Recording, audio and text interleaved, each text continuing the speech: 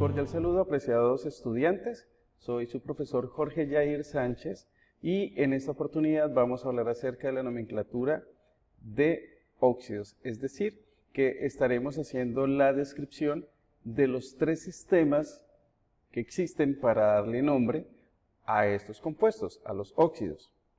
Estaremos hablando de la nomenclatura Stokes-Werner, de la nomenclatura sistemática o IUPAC y de la nomenclatura tradicional. Dicho esto, arrancamos con la nomenclatura Stokes-Werner. Cabe aclarar que el orden en el que aparecen los sistemas de nomenclatura no indica la importancia de ellos, es decir, simplemente es la manera como los vamos a ir presentando. Les decía entonces que la nomenclatura Stokes-Werner es un sistema el cual presenta la siguiente estructura para poder nombrar estos compuestos. Los óxidos se nombran bajo el sistema Stokes-Werner de la siguiente manera. Se escribe la palabra óxido, luego se coloca o se escribe la preposición de, seguido del nombre del elemento, que puede ser el metal o el no metal, dependiendo del tipo de óxido, y la característica fundamental de este sistema está en esto que tenemos en este rectángulo. Porque al final, cuando ya hayamos escrito la palabra óxido, la preposición de y el nombre del elemento, es importante enunciar lo que tenemos acá. Es decir, que debemos escribir en números romanos el número de oxidación, del metal o del elemento que acompañe el óxido. Y ese número romanos pues debe ir entre paréntesis. Por eso es indispensable que para poder nombrar los compuestos o los óxidos bajo este sistema, pues ya sepamos determinar estados de oxidación. Porque fíjense que aquí necesitamos poder conocer la valencia o el estado de oxidación del elemento diferente al oxígeno presente en el compuesto. El segundo sistema de nomenclatura es la nomenclatura sistemática o también la nomenclatura IUPAC. La IUPAC es la sigla de la Unión de Química Pura, la Unión Internacional de Química Pura y Aplicada. Para poder darle nombre a los óxidos bajo este sistema de nomenclatura, es necesario tener en cuenta que este sistema hace uso de unos prefijos cuya función es indicar el número de oxígenos presentes en el compuesto, pero también esos prefijos nos van a indicar el número de átomos diferentes al oxígeno. Entonces, la estructura para darle nombre a los óxidos bajo la nomenclatura sistemática es la siguiente. Primero escribimos el prefijo numérico según la cantidad de oxígenos presentes en la molécula. Es decir, que aquí debemos tener en cuenta la atomicidad del compuesto. Recordemos que la atomicidad del compuesto se refiere a la cantidad de elementos o de átomos de cada elemento presentes en una fórmula química. Entonces, si tenemos 2, 3, 4, 5, pues aquí tenemos los prefijos que nos indican esa cantidad de oxígenos. Ejemplo, si tenemos 4 oxígenos, pues utilizaremos el prefijo tetra. Luego escribimos la palabra óxido porque es la función química que estamos en este momento determinando. Luego hacemos uso o escribimos la preposición de. Posterior a ello debemos indicar el número de átomos del metal o el no metal presentes en la molécula y por último el nombre del elemento, es decir, de ese metal o de ese no metal que esté participando en ese óxido. Característica fundamental de la nomenclatura sistemática es el uso de prefijos numéricos que indican cantidad de átomos, en este caso de oxígenos, y de metales o no metales para la molécula. Y el tercer sistema de nomenclatura para los óxidos es la nomenclatura tradicional o clásica.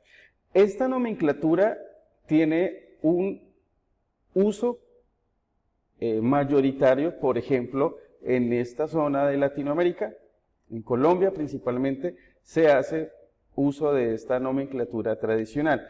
Esta nomenclatura tiene unas características muy marcadas que a continuación las vamos a presentar. Debemos tener en cuenta que el elemento que acompañe el oxígeno,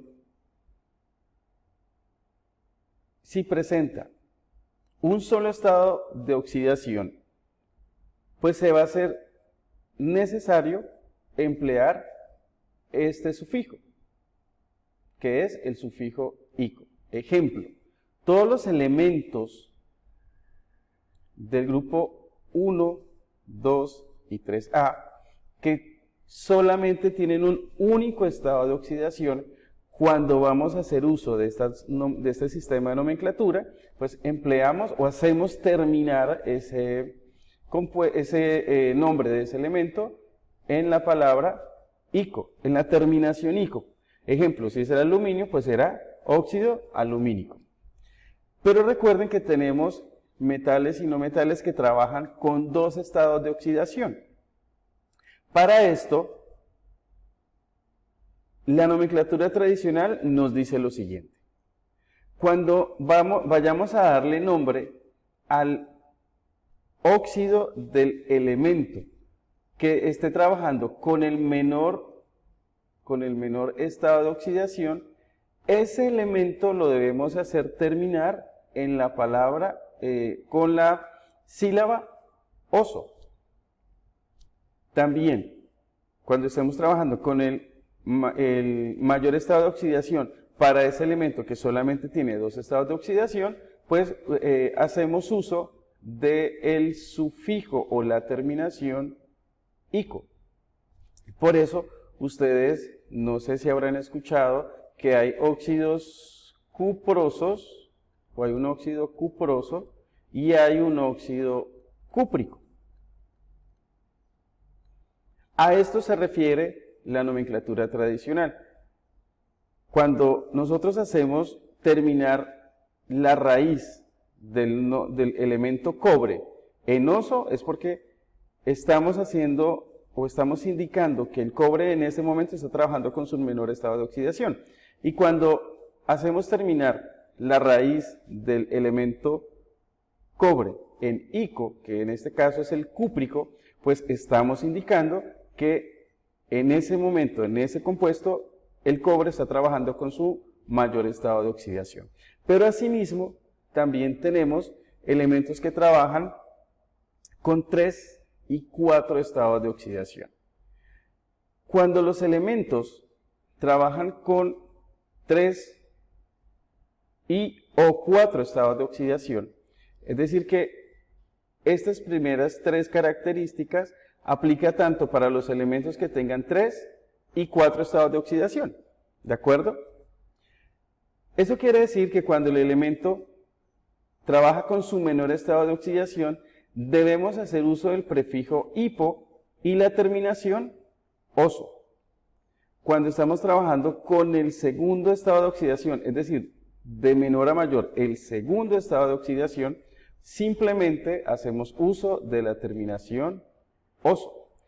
Cuando estamos trabajando con el tercer estado de oxidación de ese elemento metálico o no metálico, hacemos uso de la terminación ico. Y cuando estemos trabajando con el elemento que presenta un cuarto estado de oxidación, es decir, el mayor de los 4, debemos hacer uso del prefijo per y la terminación ico. Cuando utilizamos estas 4 características o estas 4 condiciones, principalmente con los óxidos del cloro. El cloro, como es un elemento que pertenece al 7º grupo de la tabla periódica, o al grupo 17, pues él trabaja con los impares del 7, es decir, con 1, con 3, con 5 y con 7. Cuando el cloro formula óxidos con su mayor estado de oxidación, entonces en este caso, pues utilizaríamos el prefijo per, la raíz del nombre del elemento, que en este caso sería clor, que viene del cloro, sino que se omite esta última O y se le coloca esta terminación. Entonces nos quedaría, ejemplo, el óxido perclórico. Y ya la aplicación de estos 3 sistemas de nomenclatura, pues lo veremos posteriormente en los ejemplos que he preparado para darle contexto a todo lo que hemos trabajado hasta el momento. Hablamos de nomenclatura Stock-Werner, que trabaja con los estados de oxidación en números romanos y entre paréntesis.